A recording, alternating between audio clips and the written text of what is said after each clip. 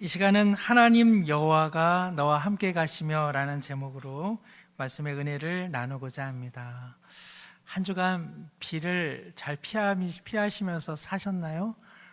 비가 왔다가 해가 반짝 났다가 다시 어두워졌다가 예수님 오시는 줄 알았습니다. 사랑하는 한 분 한 분 일기가 고르지 못한데 하나님의 평안과 안식이 함께하는 오늘 복된 주일 되시기를 축복합니다. 계획으로는 오늘로 주일 함께 나누고 있는 신명기 말씀을 마무리하고자 합니다. 모세는 120세 하나님의 부름을 받는 시절, 이제 가나안 땅을 목전에 두고 그만 가지는 못하고 여호수아와 그리고 새로 입성하는 이스라엘의 다음 세대를 향해 하나님의 말씀을 전합니다. 아마 이러한 시간은 엄숙한 시간이겠죠. 침 넘어가는 소리마저 들릴 만큼 그렇게 긴장된 시간이었을 것입니다. 함께한 이들이 누군가는 함께할 수 없다는 사실을 깨닫는 시간, 그리고 모세와 같은 신실한 하나님의 사람마저 가나안 지경으로 동행할 수 없다는 사실은 남겨지는 사람이나 떠나보내는 사람이나 매일 반 안타까움의 시간이었겠죠. 무엇보다도 40년 이상 정말 그림자라도 밟을까 그렇게 존경하고 따랐던 거대한 산과 같은 모세를 섬긴 여호수아의 마음은 어떠했을까요? 과연 내가 이스라엘 백성을 이끌고 모세와 같은 지도력을 발휘할 수 있을까? 낯선 길을 떠날 수 있을까? 몹시 두려워했을 것입니다. 지금은 저에게도 오래전의 일입니다마는 잠시 남아공으로 공부와 또 인생의 새로운 경험을 위해 3년간 길을 떠났을 때 무척 막막했던 기억이 있습니다. 저희 장모님께서 왜 아프리카로 그렇게 떠나냐고 하실 때 남아공에 대해서 사실은 잘 사는 나라예요, 아프리카에서는 미국과 같은 나라예요 하면서 남아공 정부에서 보내준 브로셔를 보여드렸습니다. 그런데 나라를 소개할 때는 대부분 전통을 소개해 주지 않습니까? 장모님께서 넘기시다가 검정색과 붉은색으로 문신을 하고 있고, 그리고 창과 방패를 들고 있는 전통 원주민의 사진을 보고 거의 뒤로 나자빠질 뻔하셨습니다. 자네만 가게 왜 우리 딸과 그리고 왜 우리 손주를 고생시키러 데리고 가냐고 나무라기도 하셨죠. 어린 아들과 아내, 그리고 넉넉하지 못한 경제적 형편과 막막함 속에서 지금 생각해 보면 어디서 그런 용기가 났는가 싶다가도 하나님에 대한 인도하심의 신뢰가 없다면 결코 길을 떠나지는 못했겠다 하는 생각을 하게 됩니다. 성경에는 흔히 두려워하지 말라라고 하는 이 구절이 366번 이렇게 기록되어 있다고 이야기합니다. 왜 366번일까요? 365일이 아니고 6년까지 하나님께서 계산하셔서 366일로 해놔야 되겠어 라고 하신 것 같습니다. 그만큼 하나님께서 우리 매일매일의 삶이 두려움의 연속이라고 하는 것을 알고 계시다는 것이죠. 매일매일이 두려울 거야, 매일매일이 걱정스럽고 염려될 거야, 그때마다 매일매일, 그러나 두려워해서는 안 된다고 말씀하고 계십니다. 오늘 이 시간 두렵게 하는 삶의 일과와 염려 속에서도 두려워하지 말아라, 내가 늘 함께 하고 있어 라고 말씀하시는 여호와의 임재와 인도하심을 우리 모든 성도님들 오늘 말씀을 통해서 확인받는 그런 시간 되기를 원합니다. 3절에 모세를 뒤로하고 새로운 지도자 여호수아와 가나안을 향해 떠나는 이스라엘 백성을 향해서 오늘 하나님께서 모세를 통해 말씀하십니다. 3절에 보니까는 내 하나님 여호와께서 이미 말씀하신 것과 같이 내 하나님 여호와께서 너보다 먼저 건너가사 이 민족들을 내 앞에서 멸하시고 내가 그 땅을 차지하게 할 것이며 여호수아는 내 앞에서 건널 것이다, 이렇게 말씀하십니다. 하나님께서 이스라엘 백성들의 두려움 속에 얘들아 걱정하지 마, 너희들의 삶의 주원은 나야, 내가 건너가게 할 거다, 그리고 너희들의 대적을 내가 멸할 거야, 그 땅은 너의 힘으로 차지하지는 못해, 내가 너로 하여금 내가 차지하게 할 거야 라는, 건너가게 하시다, 멸하시다, 차지하게 하시다, 그 모든 동사의 주어가 하나님이시라 이렇게 말씀하고 계십니다. 사랑하는 성도 여러분, 우리 인생의 주어는 하나님인 줄로 믿습니다. 하나님께서 우리의 삶의 주어가 되사 오늘도 일하고 계시는 하나님의 동사가 얼마나 풍성한지 모르겠습니다. 진실로 하나님을 신뢰하는 인생이라면 이렇게 앞서가시고 멸하시고 우리로서는 경험할 수 없는 인생의 지경을 차지하게 하시는 하나님, 그 하나님을 우리 함께 호흡하고 박자를 맞추어 발맞추어 가는 것, 뭐라고 이야기합니까? 그것을 믿음이라고 하는 것이죠. 그냥 나무 그늘에 누워 앉아 있는 것 믿음이라고 말하는 것 아니고, 군대 지휘관을 신뢰하여 그가 명령하는 바에 발을 맞추고 합창단의 지휘자를 신뢰하여 그의 지휘봉에 리듬을 맞추는 것처럼 마음의 열과 오를 하나님께 맞추어 살아가는 것, 그것을 믿음이라고 이야기합니다. 그렇기에 이 가나안 땅을 차지하는 것은 다만 이스라엘 민족의 실력 여하로 판단되는 것 아니었습니다. 이스라엘 민족이 무슨 무력과 전술과 전략으로 무장되면 그 땅을 차지할 수 있다, 그런 땅이 아니라 하나님을 신뢰하는 것, 그리고 하나님의 발걸음과 박자에 맞추어 살아갈 때에 이스라엘 민족은 기꺼이 가나안 땅을 차지하고 누릴 수 있었던 것이죠.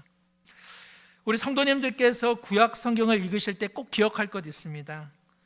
이스라엘에게 있어서 가나안 땅은 노력과 투쟁의 쟁취로 얻는 땅이 아니라 무슨 땅인가요? 선물로, 은혜로 주어지는 땅이라는 사실, 그 사실을 우리가 기억하면 오늘 우리의 삶의 자리도 마찬가지죠. 비록 삶이 고단하고 원하는 대로 이루어지지 않은 부분도 분명 있겠지만, 오늘 우리의 삶이 믿음으로 하나님을 경외하는 삶으로 여기까지 살아오고 있는 것, 우리 노력의 산물은 결코 아닐 것입니다. 우리가 계획하고 작정하고 그리고 내가 결심해서 오늘 이 자리에 있는 것 아니고, 내가 남보다 성실해서 오늘 이 자리에 있는 것 아니고, 하나님의 은혜, 하나님의 선물로 우리 저마다의 인생의 형편과 지경 가운데 놓여 있는 것이죠. 그래서 하나님께서는 내가 너희를 위해 먼저 일하고 있어, 항상 나는 너희들보다 먼저 일하고 있어 라는 것을 하나님께서는 오래전에 이미 말씀하십니다. 출애굽기 23장 27절에서 28절인데요, 내가 내 위엄을 내 앞서 보내어 내가 이를 곳에 모든 백성을 물리치고 내 모든 원수들이 내게 등을 돌려 도망하게 할 것이며, 내가 왕벌을 내 앞에 보내리니 그 벌이 히위 족속과 가나안 족속과 헷 족속을 내 앞에서 쫓아내리라. 애굽에서 탈출하여 이제 시내 산에서 하나님의 말씀을 듣는 초년병과 같은 이스라엘 민족을 향해서 하나님께서, 얘들아, 가나안 땅으로 돌아가게 될 터인데 가나안 땅은 너희들의 힘으로, 너희들의 능력으로는 절대 못 들어가는 곳이야. 내가 나의 이름만 들어도 벌벌 떠는 그런 위엄을 미리 선포할 것이고, 그리고 내가 왕벌로 내가 선제적인 은혜를 내가 베풀 것이다. 그리하여서 너희들이 가나안에 도착할 때 이미 가나안 사람들은 사기가 저하되어 있고, 와, 올 게 왔구나, 이미 때는 늦었어, 자포자기하는 그때에 너희들이 가나안 땅에 입성하게 되는 거야. 그렇게 하나님 말씀해 주고 계시는 것이죠. 그러므로 이스라엘 백성에게 있어 가나안 땅은 이렇게 노력이나 전술이나 전략이 아니라 하나님의 하시는 일, 앞서 건너시며 멸하시며 차지하게 하시는 하나님의 얼마나 순종하는가, 얼마나 하나님을 신뢰하는가에 그 복지를 누리는 여하가 달려져 있었습니다. 우리도 그렇죠. 어떤 숲, 어떤 낯선 길을 걸어갈 때 두렵습니다. 무섭습니다. 그러나 풀들이 누워있고 누군가 지나간 발자국을 우리가 발견하게 되면, 아, 누가 지나갔구나, 저쪽으로 가면은 길이 있겠구나, 우리 모두 안심하게 되죠. 365일 우리 모두 내일을 살아본 사람이 아무도 없습니다. 우리 모두는 오늘을 살고 그리고 순간을 살아갈 뿐입니다. 365일 매일매일이 두렵고 예기치 않은 일들이 얼마나 많이 일어나는지요. 그러나 우리가 걸어가는 모든 길, 누가 먼저 걸어가신 길입니까? 하나님께서 앞서 걸어가신 길입니다. 누구를 위해서? 우리를 위해서 먼저 걸어가신 길이죠. 그렇기 때문에 우리가 이 낯선 길을 걸어갈 수 있는 것입니다. 하나님께서 정녕 너를 떠나지 아니할 것이다, 버리지 아니할 것이다, 내가 동행할 것이다 말씀해 주십니다. 이스라엘과 가나안 땅을 생각하면 실은 우리 모두 필연적으로 드는 의문이 하나 있습니다. 하나님은 이스라엘 사람들만 사랑하시는가? 가나안 사람들은 뭔가 가나안 땅에서 어쨌든 오랫동안 살고 있었는데 이스라엘 사람이라고 하는 외부인이 유입되면 가나안 사람들은 어디서 어떻게 살아야 하는가라는 내용이죠. 이 내용은 결코 만만하지 않습니다. 또 하나님과 그리고 이스라엘과 가나안 족속과의 관계는 성경 해석적으로도 쉽지 않은 부분이 있습니다. 아니나 다를까 오늘 국가 이스라엘은 시오니즘, 즉 하나님께서 우리 가운데 허락하신 그 땅을 쟁취하기 위해서 국가로 인정된 팔레스타인과 공존하며 살기를 지금도 원하지 않습니다. 그래서 오늘날에도 피와 보복의 전쟁이 팔레스타인 화약고에서 연일 일어나고 있지는 않습니까? 성경을 어떻게 이해하느냐는 상당히 중요합니다. 하나님의 마음이 무엇인지를 아는 것, 그에 따라서 오늘 우리의 삶에 대한 반성과 성찰이 일어나기 때문에 이 부분에 대해서 말씀을 드리고자 합니다. 이스라엘 백성, 즉 히브리 민족은 400년 동안 애굽에서 노예 생활로 종살이로 갖은 수모와 핍박을 당하였습니다. 그런 그들이 돌아간다면 돌아갈 곳은 지구상에 어디도 없었습니다. 오직 가나안 땅뿐이었죠. 가나안 땅으로 돌아갈 수 있는 합리적 근거는 그들의 선조인 아브라함과 이삭과 야곱이 어쨌든 간에 가나안 족속이 무료로 땅을 제공하겠다고 말할 때에 창세기에 보면 정당하게 값을 지불합니다. 이로 말미암아 그의 후손들이 돌아가 그 땅에 대한 소유권을 주장할 수 있는 합리적 근거가 마련되어 있었던 것이죠. 문제는 하나님께서 아브라함과 이삭과 야곱의 후손되는 히브리 민족 이스라엘 백성을 왜 400년 동안이나 애굽의 종살이로 방치했는가 하는 것입니다. 그들이 돌아갈 땅, 가나안 땅이 있다면 하나님께서 왜 그들을 속히 돌려보내지 않으셨는가?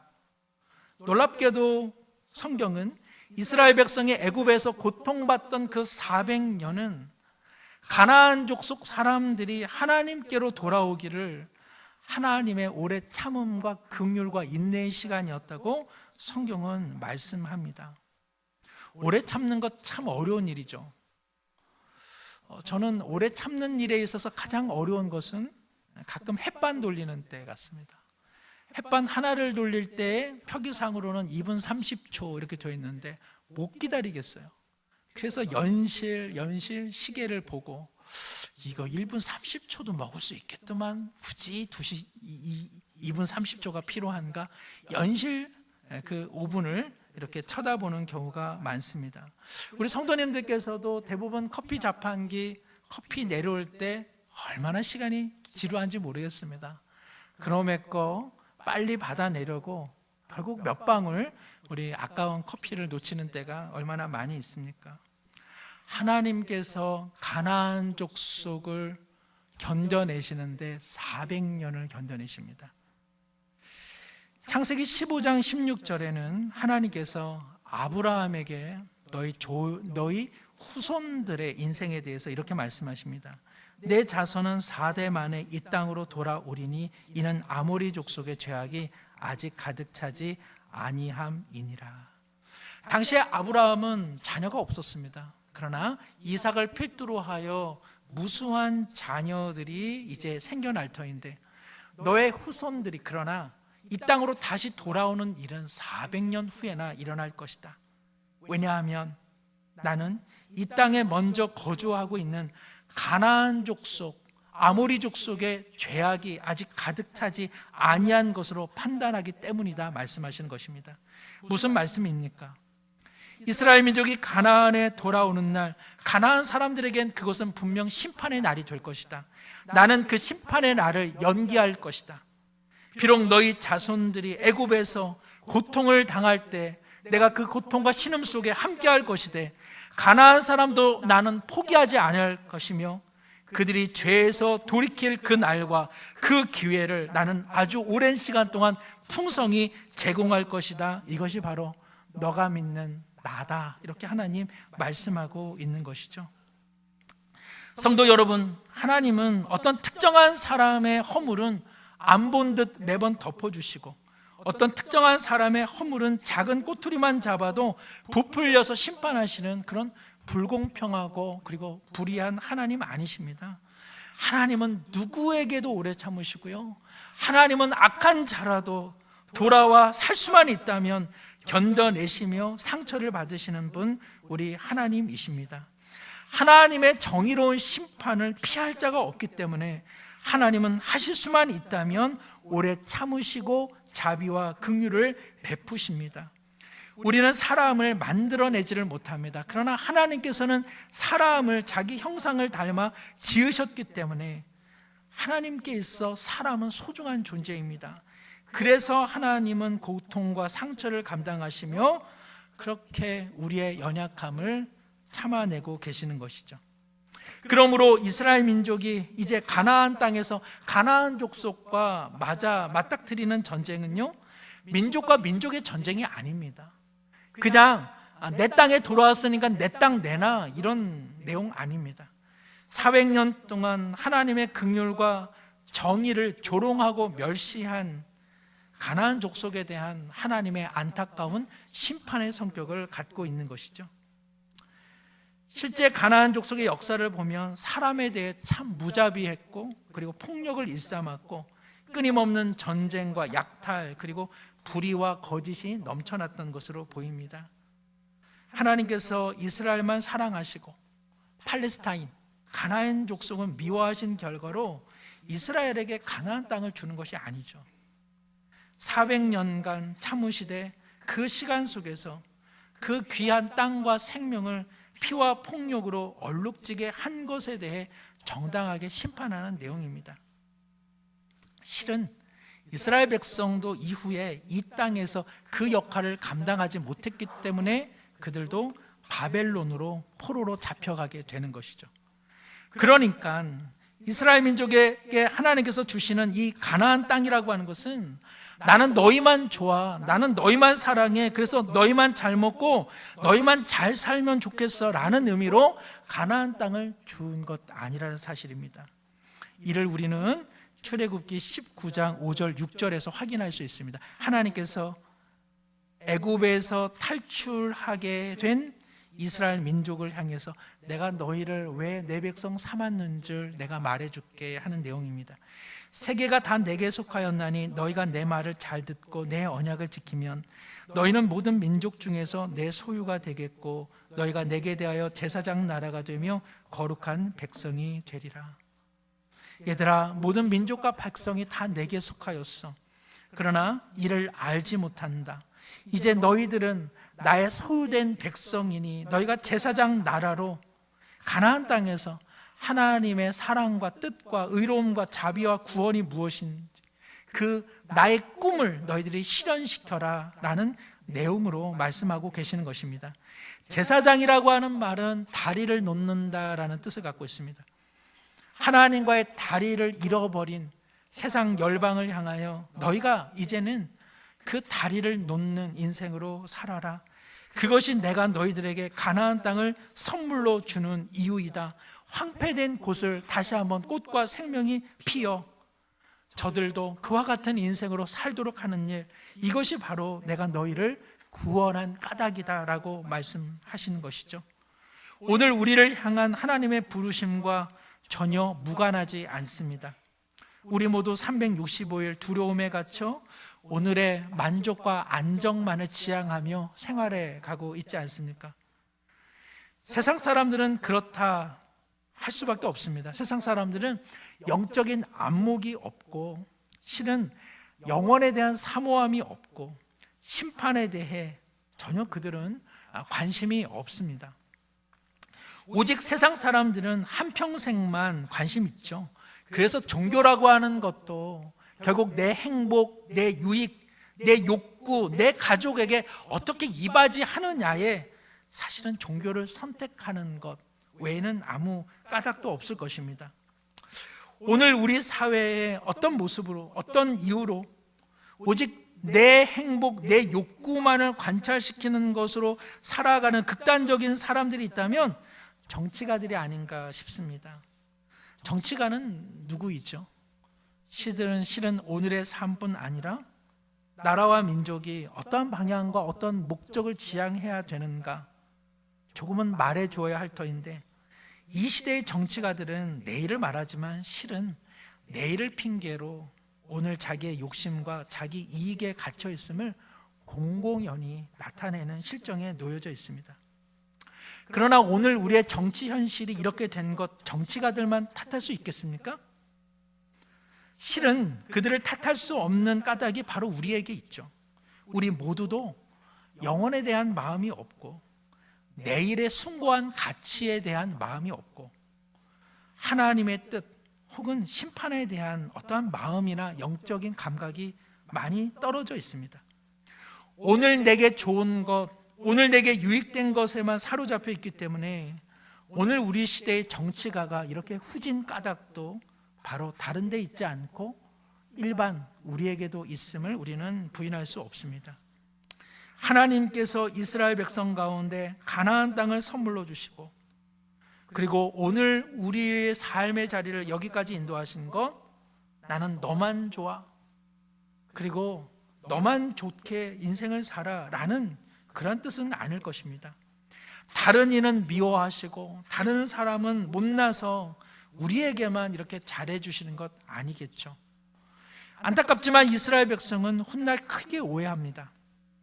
가나안 땅이 하나님께서 선물로 주신 땅인데도 자신들의 노력과 자신들의 열심으로 쟁취한 땅이라 오인하고, 그 땅에서 자기네들끼리 잘 살고 잘 먹으면 되는 땅으로 그 땅을 다시 얼룩지고 오염되게 만들어버렸습니다. 우리 교회에서도 종종 부르는 찬양 있습니다. 원하고 바라고 기도합니다. 그 가사 후렴 부분이 이렇습니다. 하나님의 꿈이 뭐가 되고 나의 비전이 되고, 예수님의 성품이 나의 인격이 되고, 성령님의 권능이 나의 능력 되기를 원하고 바라고 기도합니다. 성도 여러분, 하나님의 꿈은 무엇일까요?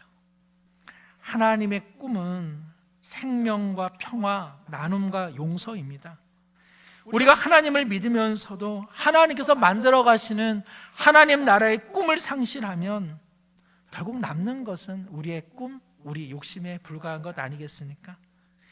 은혜로 구원받았으니 인격의 변화에는 전혀 마음을 두지 않는다면 과연 어떤 사람이 우리의 모습 속에서 예수님을 한 자락이라도 발견할 수 있겠습니까?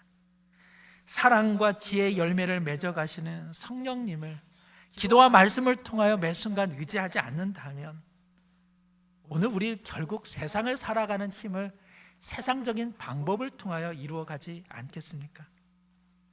나의 비전이 하나님의 꿈이 되는 것이 아니라 하나님의 꿈이 우리 인생의 비전이 되고 우리의 목적이 되어야 하지 않겠습니까? 우리의 삶에 남겨진 시간 속에 이제는 죽어 천국만 가겠다라고 하는 것이 신앙의 다가 아니라 남겨진 인생의 짤막한 시간 속에서도 예수님의 성품을 닮아가고자 하는 아름다운 열정이 우리 신앙에 담겨져 있어야 되지 않겠습니까? 세상을 살아가는 힘, 세상의 힘으로 사는 것 아니라 그리스도의 마음, 성령의 은혜를 구하여 오직 성령의 능력으로 우리 삶을 살아가야 하지 않겠습니까?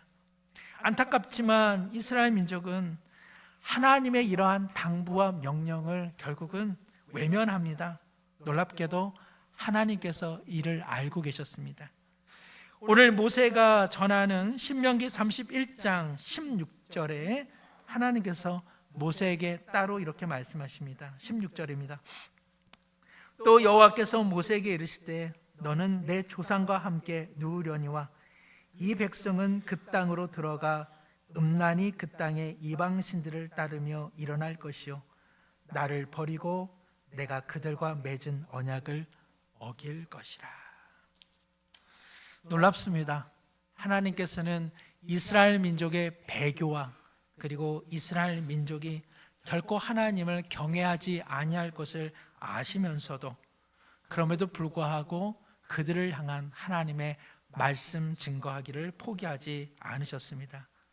하나님은 이스라엘 민족의 연약함을 알고 계시고 그리고 가나안 족속을 400년 동안 상처를 받으시면서도 견뎌내신 것처럼 이스라엘 민족을 향해 나는 견디며 그렇게 나는 기다리겠다고 선포하시는 자기 확증입니다.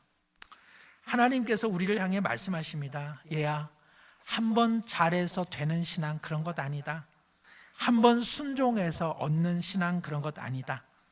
지금 우리의 삶의 자리 가나안에서 순종하고 실패하고 넘어서고 다시 낮아빠지고 웃고 울고 위로받고 상처 주고 어리석고 깨닫고 경험하고 수정하면서 하나님의 꿈을 배우고 인격이 연마되고 아하, 세상의 힘으로는 세상을 살 수 없구나. 성령의 능력을 의지하며 살아가는 것을 배우게 된다고 하나님 말씀하십니다. 우리의 삶의 자리, 우리는 그렇게 하나님의 마음을 배워 우리는 더욱 연단받는 시간들을 보내고 있는 것이죠. 한 가지 이야기로 말씀을 맺습니다. 나의 올드 오크라고 하는 영화가 있습니다. 영화는 2016년 영국 북동부 작은 폐광촌 더햄을 배경으로 하고 있습니다. 당시 대처 수상은 이 채산성의 문제로 광산업 상당수를 이제 폐광 처리하는 정책을 집행하게 되는데 이에 대한 어떤 사회 보장 안전 체제가 마련되지 못했기 때문에 영국의 북동부 상당수가 실직과 실업 그리고 슬럼화가 되고 말았습니다. 그러한 곳에 시리아 난민들을 태운 버스가 도착하고 그리고 시리아의 독재로부터 벗어나기 위해 목숨을 걸고 외지를 찾아온 시리아 난민들이 하차하게 됩니다. 그 지역 사람들의 마음은 어땠을까요? 우리도 못 사는데 이곳에 저런 시리아 난민들을 받아내다니 하면서 심각한 비난과 혐오를 쏟아냅니다. 시리아 난민들을 향하여 잠재적인 범죄자들이다, 이슬람의 테러 분자로 낙인하면서 끊임없는 차별과 그리고 혐오를 쏟아내게 되는 것이죠. 그런데 이 마을에 가장 오래된 작은 맥주집 올드 오크를 운영하는 주인공은 특별히 무슨 이념과 무슨 생각이 있어서가 아니라 그저 우리 가운데 함께 살려고 온 이 난민 소녀와 그의 가족을 이웃으로 덤덤히 맞아줍니다. 난민 소녀는 주인공인 이 사람과의 교제를 통해서 왜 이 지역 사람들이 냉랭한가? 오랜 시절 폐광으로 인해 실직과 시리에 빠져 있고 그로 인해서 자신과 같은 난민을 수용하기에는 참 어려운 형편에 놓여 있다는 것을 이해하게 됩니다. 동시에 이 지역 사람들이 오래전 정부의 조치로 폐광되었을 때 서로를 돕고 격려하고 응원하기 위해서 함께 모여 식사를 했던 것을 지금 저 화면에 나오는 사진과 아래의 문구를 통해서 확인하게 됩니다. 우리는 함께 식사할 때 우리는 더욱 강해집니다. 그런 내용이죠. 이러한 내용을 기반으로 해서 주인공과 난민 소녀는 주인공이 운영하던 올드 오크의 작은 공간을 식당으로 이렇게 구비합니다. 그래서 그 지역의 사람들과 난민들 모두가 함께 어우러져 식사를 나누며 서로의 삶을 이해하고 우정을 다지고 위로를 얻게 되는 것이죠. 영화는 이렇게 말합니다.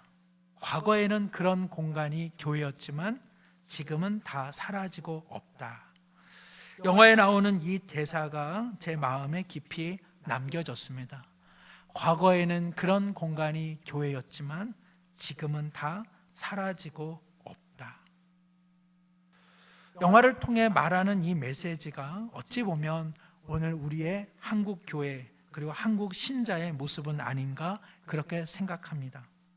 그러나 여전히 그런 교회가, 여전히 그렇게 살아가고자 애쓰는 그리스도인이, 여전히 그런 신자가 있다고 하나님께서 말씀해 주신다면 우리 교회는 얼마나 복된 공동체며 그리고 우리 성도의 삶은 얼마나 아름다운 인생이라 할 수 있겠습니까? 그 무슨 삶을 실패했다 할지라도 하나님의 꿈이 나의 꿈이 되고 하나님께서 이루시고자 하는 하나님 나라에 함께 호흡하며 인생의 리듬, 인생의 박자를 맞추어 살아가는 인생이라면 하나님께서 어찌 그 인생을 버리시겠습니까? 어찌 그 인생이 외롭고 고독하고 적막한 인생이라 하겠습니까? 이제 가나안을 향하여 길을 떠나는 여호수아와 가나안 그리고 이스라엘 민족을 향해 주신 말씀, 그 말씀을 제가 한번 읽고 기도하겠습니다. 너희는 강하고 담대하라. 두려워하지 말라. 그들 앞에서 떨지 말라. 이는 내 하나님 여호와 그가 너와 함께 가시며 결코 너를 떠나지 아니하시며 너를 버리지 아니하실 것임이라. 기도하겠습니다. 하나님 아버지, 인생의 여정 뒤돌아보니 여기까지 홀로 온 적이 한 번도 없었습니다. 하나님께서 앞서가시며 멸하시며 오늘 삶의 자리까지 넉넉히 인도해 주셨음에 두려워 떠는 인생이라 할지라도 하나님의 동행하심과 인도하심을 더욱 신뢰하며 살아가게 하여 주옵소서. 오늘 우리가 주님을 믿는 믿음 안에는 우리 자신만 잘 먹고 잘 사는 것이 내용 아니라 하나님 나라의 제사장 되어 많은 이들에게 하나님의 은혜와 사랑을 증거하는 인생, 그것이 하나님의 꿈이오니 우리의 삶의 자리에서 하나님 나라를 향하여 다리를 놓는 인생 되게 하여 주옵소서. 오늘날 한국교회 그리고 많은 신자가 도리어 많은 사람들 하나님께로 나가는 그 길을 끊어버리고 있는 것은 아닌지 돌아보게 하여 주옵시고 진실로 하나님의 꿈이 나의 꿈이 되어 예수님의 성품과 인격을 닮아 오직 성령의 권능으로 하나님께로 길을 내는, 길을 만드는 복된 인생으로 우리 모두 한 주의 삶을 살아가게 하옵소서. 예수님의 이름으로 기도드리옵나이다. 아멘.